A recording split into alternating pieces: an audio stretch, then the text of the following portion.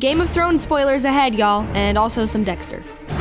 My boyfriend loves HBO's Game of Thrones so much that all he talks about is how much he hates HBO's Game of Thrones. He's been a fan since the very beginning, binged every season multiple times, and spent so many hours reading about the books that he could have just actually read the books. Unfortunately, at the end it felt like the show was barely hanging on, and rather than ask an adult for help, the showrunners killed it, took one last dump, and then disappeared. We're just gonna turn our phones off, turn our going computers offline. off. And drinking a lot of tequila. Yeah, drinking tequila and coming back when it's over. Some say they're still drinking tequila to this day because they were never heard from again. If you're watching, David and Daniel, please come home. Your mothers are worried and want to know why season 8 was so bad. Get hold of this motherfucker so I can make sense of all this. Full disclosure, I don't really care about Game of Thrones. I don't really care about Sansa, Sam, pass, Littlefinger, no fingers, Argus Filch, pass, pass. Aw, Sir Pounce. Pass. However, I do care about my boyfriend, and he cares about Game of Thrones, so I'm gonna review the heck out of this show like a concerned, slightly confused grandparent. How can you do a thing like this? Build up a little boy's hopes and then smash all his dreams to pieces. But this isn't a review of Game of Thrones. This is a review of what it's like to live with someone who is still upset about Game of Thrones. Big thanks to Squarespace for sponsoring this video. From websites and online stores to marketing tools and analytics, Squarespace is an all-in-one platform to build a beautiful online presence and run your business. We'll tell you more about it at the end of the video, so don't go anywhere. I had always avoided Game of Thrones because I heard that the dad dies, and I'm still recovering from The Land Before Time. Then one day, the hype surrounding the final season became too strong, and my boyfriend started it from the beginning for the 10th time. It was definitely his turn to pick a show, and if I ever wanted him to watch 90 Day Fiancé again, I had no choice but to obey. How long do I have to look? As long as it pleases me. Do you want to see the rest? I told him that I already knew Eddard Stark was going to die, it was no big deal, and I could handle it. It's a real shame about it, huh? Yeah, must really have you thinking. About what? The older you get, the bigger the chances you're gonna die. You knew that. Ed was decapitated. What? Pop, it snaps right off. Oh my God. Then the rest of season 1, all I could think about was how awful it's going to be for these poor kids when their daddy dies. Alone out of the blue. Not even have his own head to comfort him. It might be old news, but it was news to me, and I was very upset and complained to all my friends. Wham! His kappa is detated from his head. You have just spit on my face. Thankfully, after facing my fear of Eddard's death, and after having a big cry, I felt a lot less afraid to continue the show. Do you hear me? I'm not afraid anymore!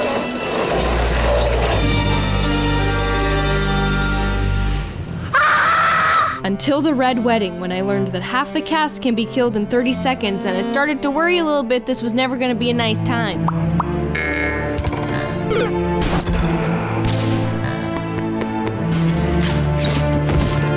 You shot me.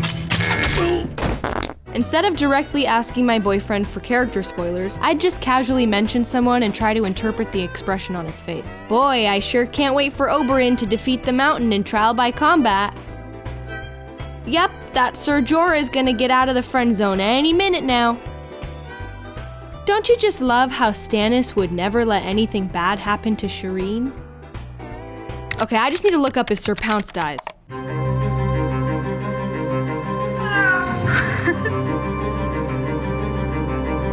Aren't you a proper fellow?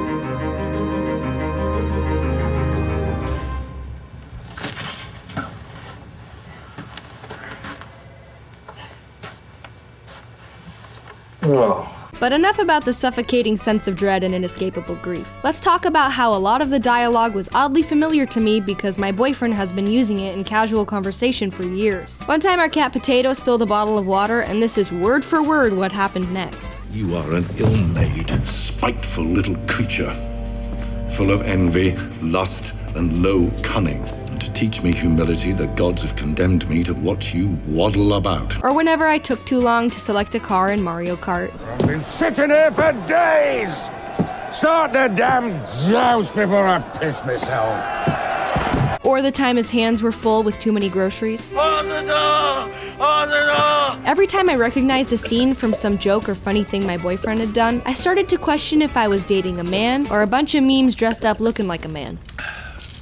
Either way, I could never trust him again. I know what you did! Outside of the brutality and the sads and the making my boyfriend say weird things, Game of Thrones is probably the greatest television show ever made. Or Breaking Bad, that's fine.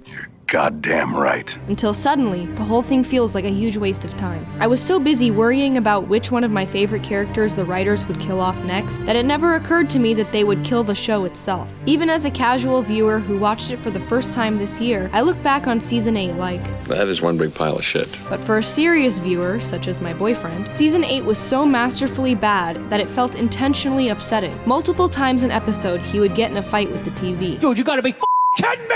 And I mostly didn't know what was happening, but I had his back. Yeah, you gotta be kidding me. This is bullshit. I don't know what this guy's mad at, but I love this guy. It's now been 2 months and he still smack talks Game of Thrones like it's a friend he had a falling out with, but clearly misses a lot. Anytime he starts a sentence with, "Remember," there's a good chance it's going to be about some way Season 8 hurt his feelings. For example, this time we were playing Nier Automata.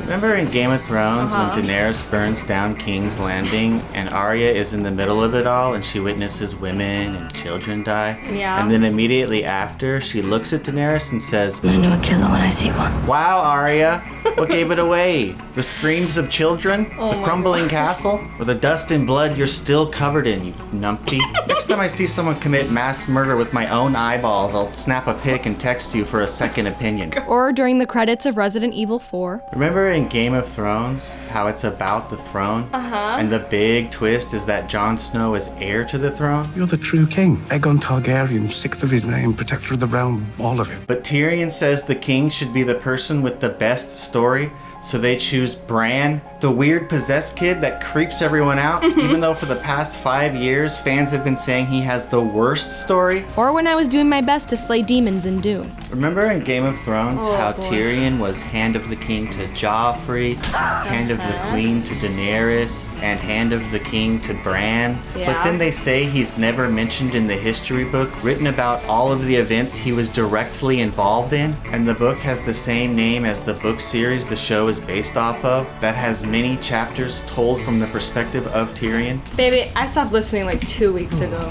And those are just a few of his rants about the last episode. The entire season was full of similar dialogue and events that made such little sense, his only explanation was that they did it on purpose. For 10 years, they built up everyone's hopes and then smashed all their dreams to pieces. David, Daniel, if this is true, and you used the last season of the most popular show in the history of television as an opportunity to troll... Actually, I'm not even mad. That's amazing. While the ending of Game of Thrones may have been a difficult, painful experience, building yourself a professional website doesn't have to be thanks to Squarespace. Creating a website for your business with Squarespace is super easy. Using any of their beautiful templates, you'll quickly be the owner of a website with full access to analytics like page views, traffic sources, and more. Want to make sure your business is being seen by the right people? Squarespace uses all the best practices for search engine optimization without needing any extra plugins. In addition to configuring third-party domains, customers can purchase domains directly from Squarespace. Create a powerful visual experience on your website using video backgrounds. Communicate with customers using Squarespace's integrated commenting system. Schedule posts in advance so you can get all that boring stuff out of the way and focus on your business. Squarespace makes it so easy, you won't have to burn down a city with your dragon. Go to squarespace.com for a free trial, and when you're ready to launch your website, check out squarespace.com/girlfriendreviews and add code girlfriendreviews for 10% off your first purchase of a website or domain. High in the hall where the kings who are gone, Jenny would dance with their ghosts.